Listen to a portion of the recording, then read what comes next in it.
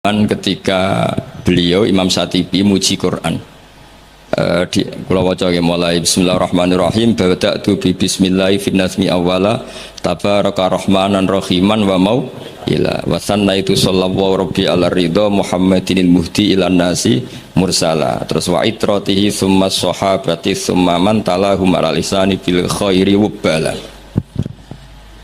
Terus ketika beliau muji Quran ngendikane wa ba'du fahablu wa fina kitabu fajahid bi khiblal ida mutahabbila. Terus kamu harus bangga karena kamu ditunggoni Quran, fahablu wa fina.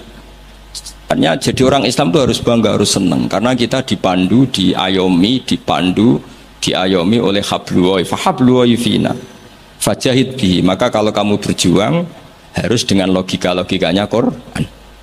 Di sini disarai ketika ngendikan fajahid bihi wal murad bil habail adillatul qur'ani allaihatu wa hujajuhu alwadihatu. Jadi yang dimaksud dengan tali Allah adalah logika yang dibangun oleh Quran. Saya sedikit cerita tentang logika yang dibangun. Misalnya begini, dulu itu ada orang Arab yang sangat cerdas. Beliau sering jadi delegasi ketika pembebasan tawanan. Orang sampai disuruh pembebasan tawanan artinya orang yang biasa ahli negosiator top. Ketika perang Badar itu kan Nabi menang, sehingga orang-orang tokoh kafir banyak yang ditawan Nabi, disebut Asra Badrin. Yang diutus itu namanya Muhammad bin Mut'im, Jubair bin Muhammad bin Mut'im. Itu diutus, dia kafir betul. Delalah pas diutus itu, kan Nabi dulu udah ada hotel zaman itu, jadi orang-orang musyrik ya rasa mbok perdebatno, yang nginepnya di masjid. Tapi aja terus mbok dadi hukum saya wong musyrik oleh nginep. Dulu itu ya memang kondisinya seperti itu. Itu delalah Nabi pas sholat maghrib baca surat Wattur. Wattur wa kitabim mastur fi rabbim mansur wal baitil ma'mur wasaqfil marfu. Itu dia tertarik dengan kalamnya Quran. Makanya kalau sama tidak bisa tafsir itu harusnya susah sesusah-susahnya. Karena orang kafir saja paham, masa kita santri tidak paham?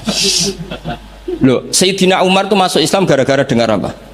Quran. Menjadi Muslim karena paham atau karena tidak paham? Hadal kafir aslama bi barokati sema'il Quran. Ya ora krana wong Arab ya, padune ngeles ini. Nah, setelah dibaca Wattur wa kitabim mastur fi rabbim mansur wal baitil ma'mur, dia itu orang yang sangat cerdas.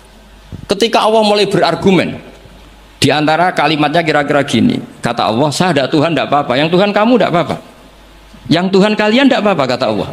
Tapi jadi Tuhan itu ada prosedurnya, ada syaratnya. Jadi presiden ya harus menang pemilu, jadi bupati harus menang pil. Mbok ya kalau jadi Tuhan ya syaratnya menciptakan langit dan bumi. Oke, kamu Tuhan tidak apa-apa, kata Allah, tapi harus ada aturan mainnya. Kalau ngaku cucu Baisam ya harus salim lah kayak gitu. Ada aturannya. Ojo mau dihormati tok gratisan, harus ada aturannya. Gitu. Nah, untuk jadi Tuhan itu ada aturannya. Lho kalau nirakna dawuh Mbah Zubair, mun kowe anakku kudu alim, mbah mun dawuh Gus Najih gitu, kowe anakku kudu alim.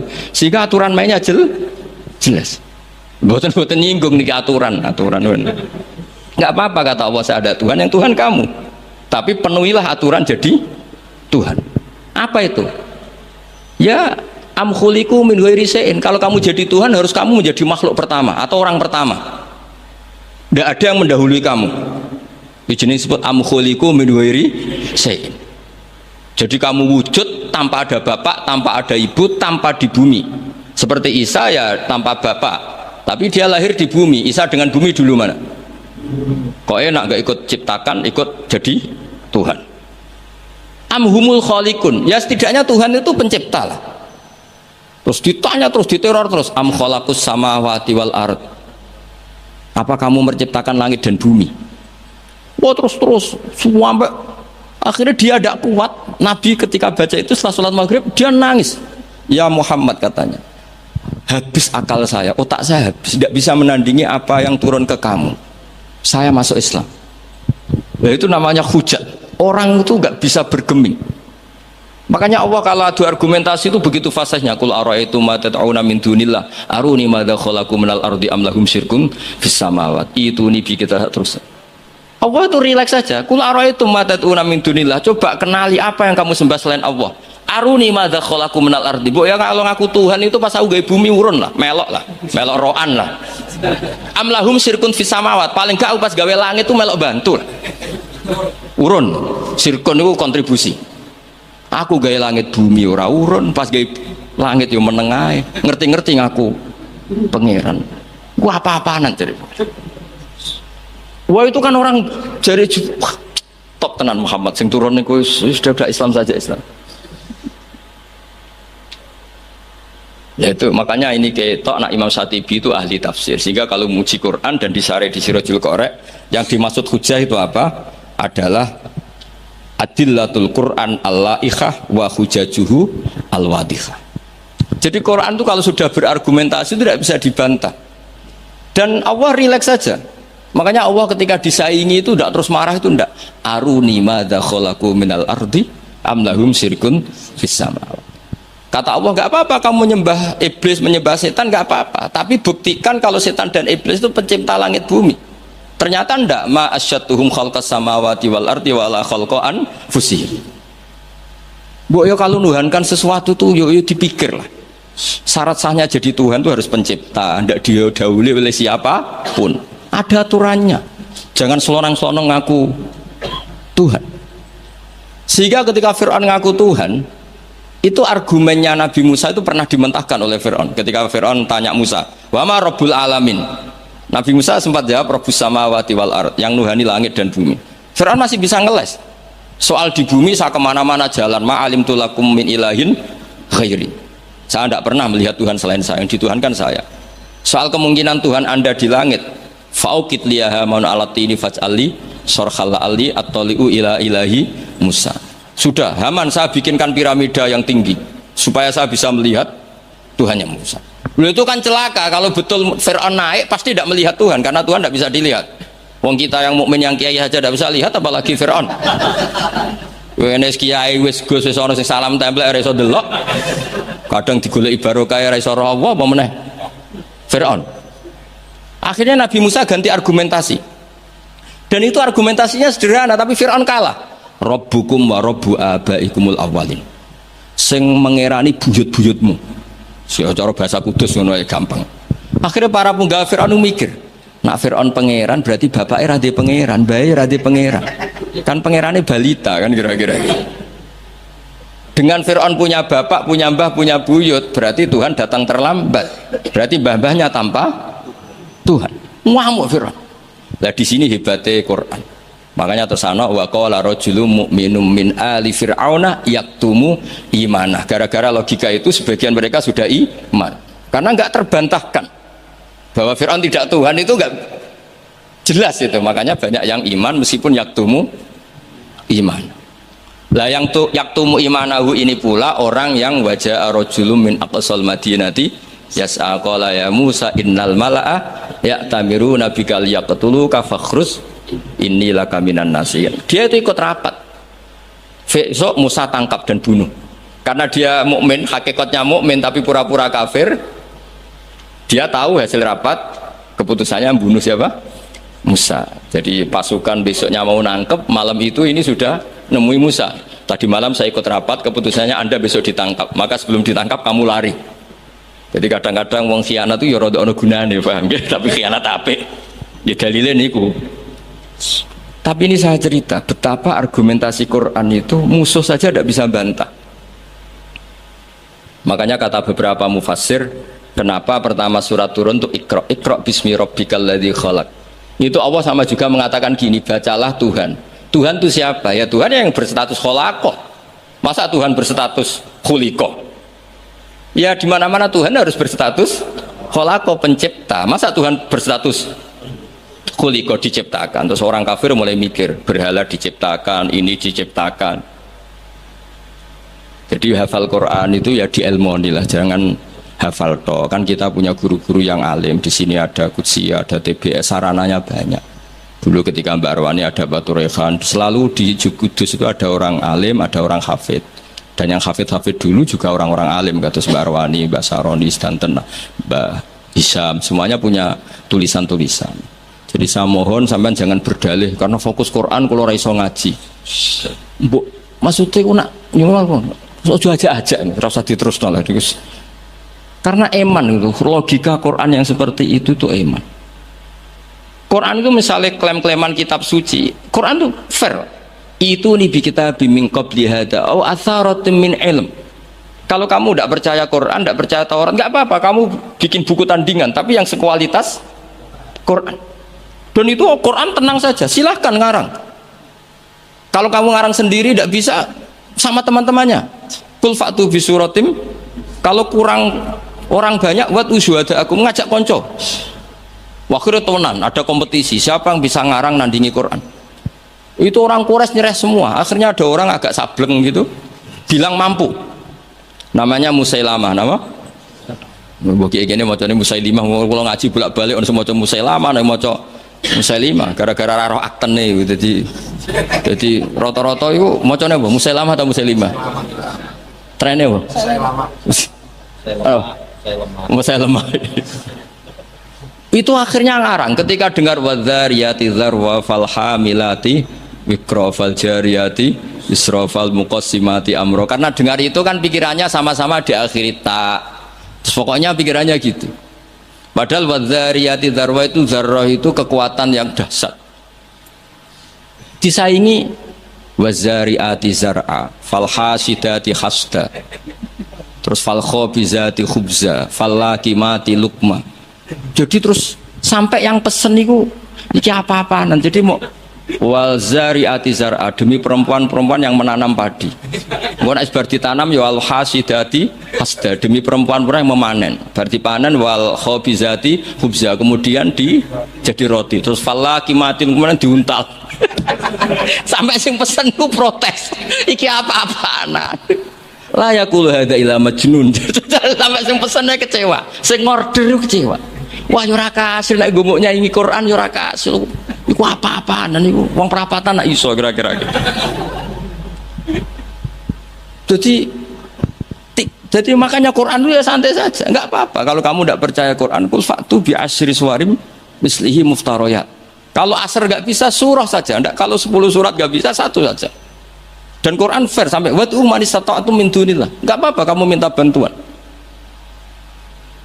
Sehingga ketika dikarang nyanyi alam nasroh adib ja'u madib, nyanyi parah. Kalau ini wapal orang krono, kalau pecinta saya lama karena saya peneliti. Nyanyi alam taroh itu begini. Alfilu malfil wa ma adroka malfil lahu khurtumun tawil wa dhailuhu qasir. Kamu tahu apa itu gajah itu apa? Gajah itu hewan yang khurtumun tawil, punya apa? Belalai yang panjang, tapi lahu dhailun qasir, tapi apa itu ekornya pendek. Yang pesen saja kecewa. Lha iku cah cilik ya roh nak gajah. Kok ora mbok sifati pisan nak ngideki kowe matek.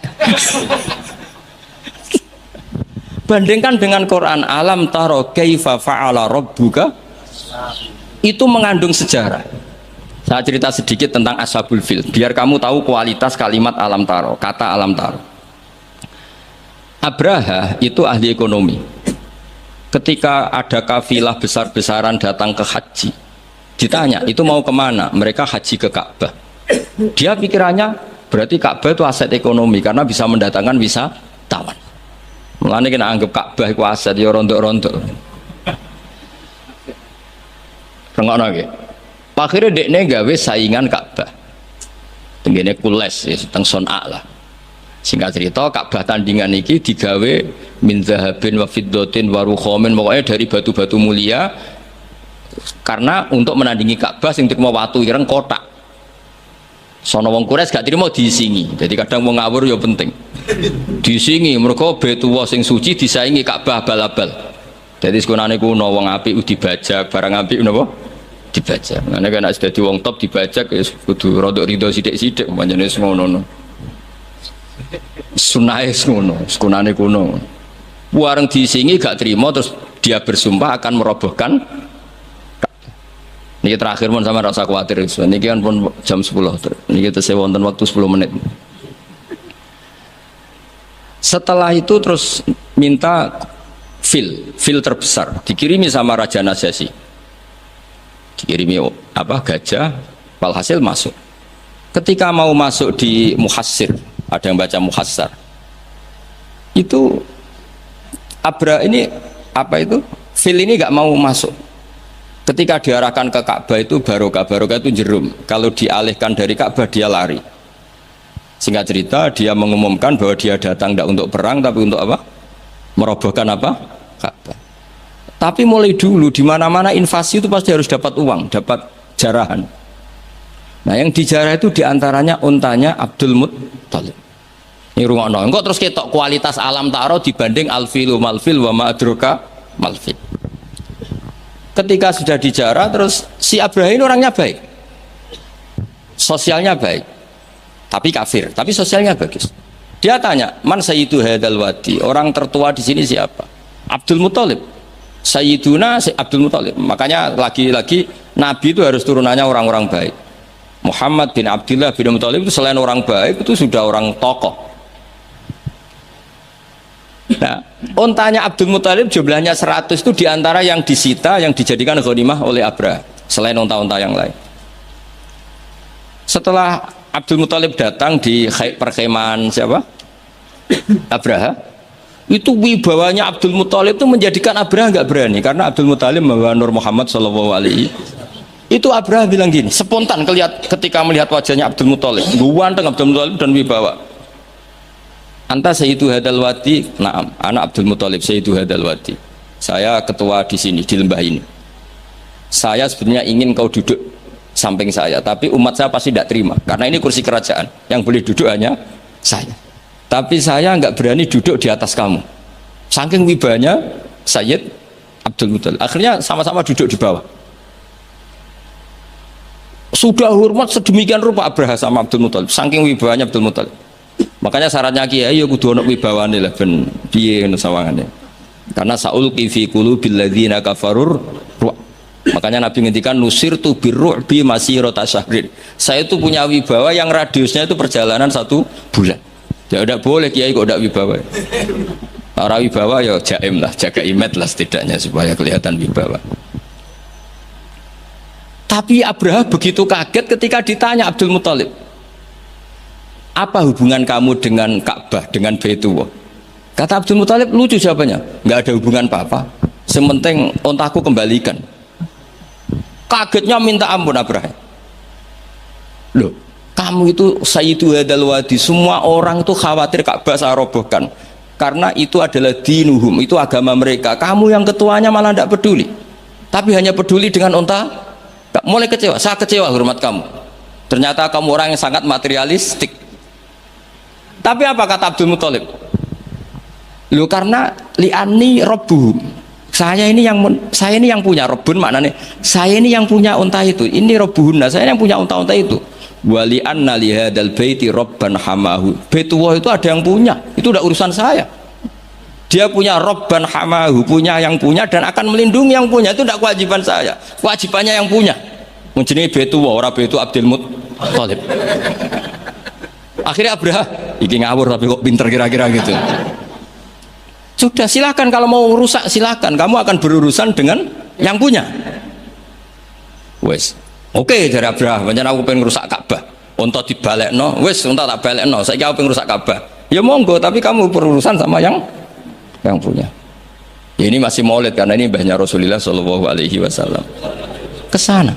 Tapi sebelum Abraha datang, ini Abdul Muttalib fa'atal baita, kemudian datang ke Baitullah wa akhudha bi halaqatil bab. Dia megang apa, kalau di pintu dulu itu kan pegangannya itu kan bunder. Makanya disebut halaqatil bab. Maksudnya handle-nya itu kan bulat. Terus beliau berdoa, dongane itu lucu. Ya Allah, di mana-mana orang itu ya menyelamatkan asetnya. Ya, engkau harus menyelamatkan asetmu dong. Ini santai aja. Oleh ngendikan ngono tok, terus ditinggal mire. Nah, ditinggal mire itu Abdul Muttalib bikin kepengumuman ke semua orang Quraisy, ayo ke atas gunung dan kita melihat apa yang dilakukan Tuhan kita terhadap orang yang merusak Ka'bah. Terus mereka di gunung semua.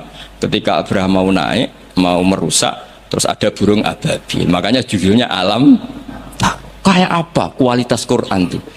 Cerita sejarah dengan sederhana tapi kualitas maknanya luar biasa. Alam taro. Kenapa kok ada alam taro? Apakah kamu tidak melihat? Karena semua suku Quraisy itu naik gunung dan melihat apa yang maka dimulai dengan alam taro.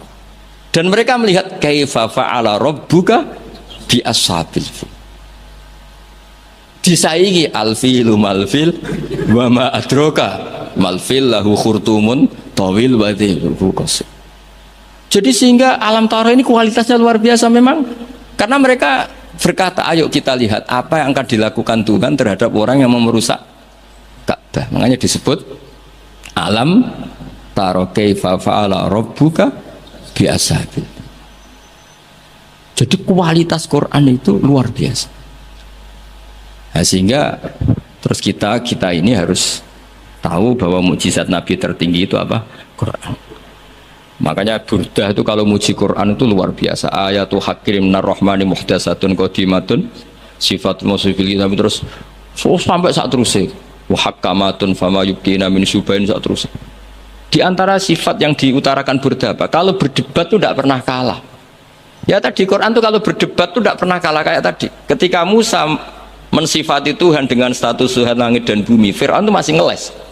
Jadi ketika dikatakan yang nuhani nenek moyangmu, mafhumnya apa? Fir'aun tidak Tuhan karena punya nenek moyang. Kalau Fir'aun Tuhan berarti nenek moyangnya tanpa Tuhan. Nah, ini cerita-cerita tentang apa mukjizatnya Quran.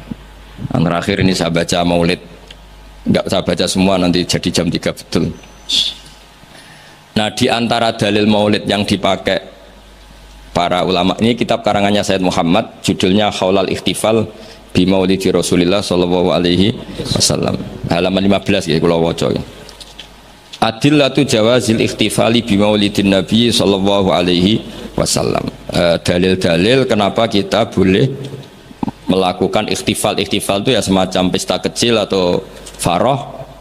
Al-awwal anal ikhtifala bil maulidin nabawi syarif ta'birun anil farahi was surur bil Mustafa sallallahu alaihi wasallam. Jadi yang dikatakan maulid itu pokoknya kita senang. Kita mengekspresikan senang karena lahir seorang Al-Mustafa sallallahu alaihi wasallam. Terus kata Sayyid Muhammad wa qadin tafa'a bihil kafiru. Orang kafir saja mendapat keuntungan dari farah bi maulidin Nabi. Ya kita tahu Abu Lahab itu kalau hari Senin dapat diskon azab karena di hari Senin itu dia pernah memerdekakan Suwaibah al-Aslamiyah saking senengnya bi maulidi Rasulillah sallallahu alaihi wasallam. Wa sayati fi dalil litasai mazidu bayanin li hadhil masalah li anna aslal burhan wahid wa in ikhtalafat kaifiyatul istidlal. Saat terusnya wa qad jaa fil Bukhari annahu yukhaffafu an Nabila bin kula yaumin isna. Ini jelas ya. Hadisnya di Bukhari, mau nampak takok hadisnya sahih ta ora? Ribet ya gitu. Di Bukhari itu jelas ada riwayat bahwa Abu Lahab setiap hari Senin mendapat diskon bisa babi itkihi karena dia memerdekakan li Suwaibata jariyati lama basyarat hubi wiladatil Mustafa sallallahu alaihi wasallam. Sehingga ada syair yang terkenal ini, idza kana hadza kafiron ja'a dhammuhu bitabbat yadahu fil jahimi mukhallada ata annahu fi yaumil isnaini daiman yukhaffafu anhu lisururi bi Ahmad. Jadi Abu Lahab yang kafir saja dapat diskon karena farah bi Maulidir Rasul sallallahu alaihi wasallam. Famadzannu bil abdil ladzi tula umrihi bi Ahmad masruron wa mata muwahhida. Jadi kalau Abu Lahab dia kafir karena senang lahirnya Nabi saja dapat diskon azab setiap hari apa? Senin. Bagaimana dengan orang yang sangat mencintai Nabi dan mati dalam keadaan muwahhid? Tentu lebih berhak mendapat syafaat Rasulullah sallallahu alaihi wasallam. Tapi rasa ditambahi Gus Sapang, apa meneh sing nyanyekno. Spesial. Ora ono keterangan iku tapi tak tambahi lah. Apa meneh sing napa? Penyanyi ini nasite. Terus ini yang halaman 40. Ada orang-orang kelompok tertentu yang anti maulid hari Senin, alasannya apa? Yaumu wiladatihi juga yaumu wafati. Harusnya Senin itu hari duka karena Nabi juga wafat Senin. Kenapa orang-orang NU misalnya kok milih yaumul farah padahal di hari Senin itu juga berstatus yaumul huzn karena di situ Nabi wafat, atau intakola ila rafiqil ala, bahasa kerennya itu intakola ila rafiqil ala. Wa minas syubah as-sakitoh, mohon kepanggil 40 itu yang wa minas syubah as-sakitoh qaulu ba'di, ini dawuh Said Muhammad. Di antara argumentasi yang sangat jatuh atau sangat murahan, sangat tidak kuat, inna yauma wiladatihi wa nafsu yaumi wafati falaisal farahu bi aula minal husni atau minal hazani. Tak waca ping pindho ben ketok pinter ben ketok ngawur, karena Quran itu kadang pakai hazanan alla yajidu mayun fikun, ada tawahi taftau tazkuru yuswa, terus fahuwa minal husni napa ini tawahi taftau tazkuru hatta takuna haradon atau takuna tola innama asku batti wa husni. Jadi Quran pernah pakai bahasa huzn, ya pernah pakai bahasa hazanan. Dadi kowe nek ana kiye maca husnin wae iku salah, Qurane hazanan. Kowe Quranem sing lali, ning Quran ana innama asku batti wa husni. Bocah ora jelas ya. Mulane tak waca ping pindho ben ra disalahno Gus Sapang. Falaisal farahu bi aula minal hazani wa minal husni. Husni atau sing jelas coba waca hizn. Wa kanal aula bil muhibbi ayatakhidha hadal yauma ma'taman wa yauma husnin. Jadi ada juga kritikat terhadap Maulid, kenapa harus seneng toh di hari itu Nabi wafat, harusnya ya ada pesta kesusahan, ada acara kesusahan. Terus wanakulu kata Said Muhammad, innal imam al-allamah Jalaluddin Asyuti qad kafana radda ala hadhil mughalatah. Imam Suyuti telah menjawab kesalahan berpikir itu. Faqala fi kitabil hawi manasuh inna wiladatahu sallallahu alaihi wasallam a'zamun ni'am wa wafatuhu a'zamul masaib. Tapi wasyari'atu khassat ala izhari syukri ni'am wasabru wasabri wasukuni intal masaib. Waqat amara syar'u bil aqiqah indal wiladah wa ya izharu syukrin wa farahin bil maulud wa lam ya'mur bil mauti bi dzabhil aqiqah wala bi ghairi bal naha anin niyahah wa izharil jaza. Kalau ada kritikan orang tidak boleh senang hari Senin karena hari Senin itu pula Nabi napa wafat, jawablah karena syariat hanya memandang sisi-sisi yang membuat orang itu senang. Buktinya kelahiran bayi itu diperingati dengan menyembelih kambing, artinya senang. Dan malah kalau ada yang meninggal syariat melarang susah. Artinya kenapa kita milih senang untuk hari Senin? Karena sisi yang dikampanyakan syariat adalah al-farah bukan al-huzn. Jadi meskipun Nabi juga memang wafat hari apa? Senin, tapi susah ini kita abaikan. Paham ya? Yang kita tonjolkan adalah senang biwiladatihi sallallahu alaihi wasallam. Itu jelas nih, napa? Jadi napa intine niku walhasil niku kula suwun semua itu ada dalilnya. Jadi yang dilakukan guru-guru kita, malah tenggene kitab Said Muhammad, kalau ada orang yang menyoal napa menyoal Maulid ini yang halaman 9, pancen kula waca mboten urut nih, pancen sengaja, pancen konstruksinya seperti itu. Maulid itu kan orang seneng lahirnya Kanjeng Nabi Muhammad sallallahu alaihi wasallam. Kula bolak-balik ngaji ku sering cerita, anakmu itu sing ora jelas masa depane wae pas lahir kowe seneng. Padahal iso wae gedene mboten jelas. Itu aja orang ndak ada yang tanya, "Kenapa kamu seneng anakmu lahir?" Padahal masa depannya ora mesti. Kadang gobloke niru bapake, kadang belinge ya niru. Kan ora jelas. Wong kowe dhewe ya ngerti nek ora napa. Iku wae anakmu lahir semana. Padahal sireng kriting pesek. Lahir harus nangis buantere ra karuan. Iku wae seneng dan tidak ada orang yang protes terhadap kesenangan itu. Apa meneh lahir Rasulullah sallallahu alaihi wasallam wis ganteng, resik, sujud, wae kok spesial. Lah ana wong nyoal farah bi maulidin nabi, apa mereka bisa menjawab dengan pertanyaan lima datafrahuna bin nabi? Mosok kowe iso seneng mbek Kanjeng Nabi? Kan yo lucu, wong Islam kok mempertanyakan piye hukume seneng karo Kanjeng Nabi. Li annahu ka annahu yaqul lima datafrahuna bin nabi sallallahu alaihi, orang yang menyoal farah bi maulidin nabi bisa kamu tanyakan. Dan sama juga dia menanyakan ke kita lima datafrahuna bin nabi. Pertanyaan ini aneh enggak? Kowe seneng lahirin nabi, kemudian ada orang Islam tanya, Kenapa kamu senang dengan lahirnya? Yang lahirin Nabi karuan gak usah ada tidaron kok ditakokno limadha. Mulai Dewi Said Muhammad, fahal yasihu ayastura hadha su'alu min muslimin yasyhadu alla ilaha illallah wa anna muhammadar.